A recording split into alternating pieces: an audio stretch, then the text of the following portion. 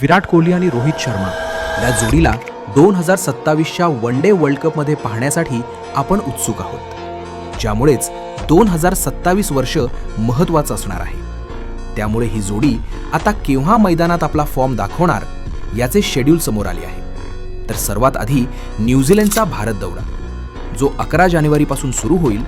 14 जानेवारी दुसरा one day Rajkot, 18 जानेवारी तिसरा one day Indore.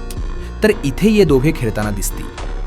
मग या वन डे सिरीज नंतर थेट जूनमध्येच भारतीय संघ पुन्हा वन डे सामना खेळताना दिसेल।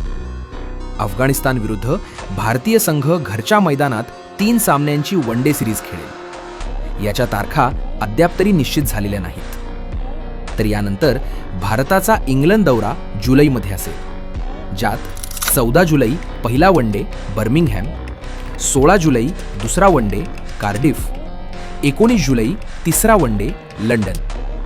तर सप्टेंबरमध्ये वेस्ट इंडिजचा संघ भारत दौऱ्यावर 3 सामन्यांची वन डे सिरीज खेळणार आहे। त्यानंतर ऑक्टोबर-नोव्हेंबरमध्ये भारतीय संघ न्यूझीलंड दौऱ्यावर 3 सामन्यांची सिरीज खेळताना दिसेल। या वर्षाच्या शेवटी डिसेंबरमध्ये भारतीय संघ श्रीलंकेविरुद्धच्या 3 सामन्यांची वन डे सिरीज देखील खेळणार आहे।